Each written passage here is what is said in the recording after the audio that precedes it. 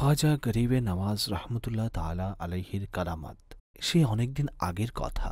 হুজুর খ্বাজা গরিবে নওয়াজ রহমতুল্লাহ তাআলা আলাইহির কিছু মুরিদ হিন্দুস্তানের শহর আজমির শরীফের প্রসিদ্ধ পুকুর আনা সাগরে যখন গোসল করতে গেলেন, তখন সেখানে উপস্থিত সিপাহীরা চিৎকার শুরু করে দিল, দেখো দেখো, মুসলমানরা আমাদের পুকুরকে অপবিত্র করে দিচ্ছে। এটা শুনে মুরিদগণ ফিরে আসলেন এবং পুরো ঘটনা খ্বাজা গরিবে নওয়াজ রহমতুল্লাহ তাআলা আলাইহিকে শোনালেন।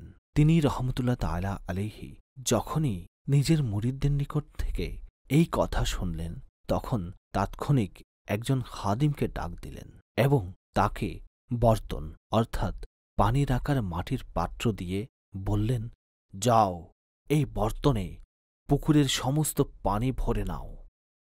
খাদিম তার কথা শুনে অবাক হয়ে গেলেন এবং চিন্তা করতে লাগলেন যে এই ছোট বর্তনে পুকুরের সমস্ত পানি কিভাবে আসবে।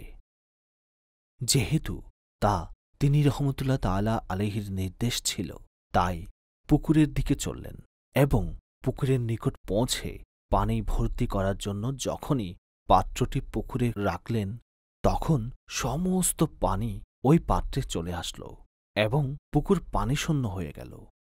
পুকুর পানিশূন্য হওয়ার পর সেখানে বসবাসকারী লোকেরা পানি না পাওয়ার কারণে খুবই অস্থির হয়ে গেল এবং পুনরায় পানি ফিরিয়ে আনার জন্য অনেক চেষ্টা করতে লাগল, কিন্তু কোনো চেষ্টা কাজে আসল না।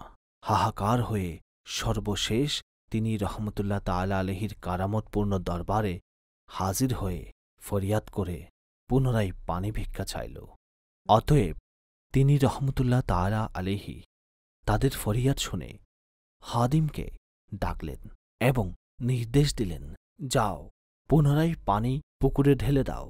খাদিম নির্দেশ পালন করতে গিয়ে আনা সাগর নামক পুকুরে পানি পুনরায় ঢেলে দিলেন, আর দেখতে না দেখতেই পুকুরটি পুনরায় পানিতে ভরে গেল।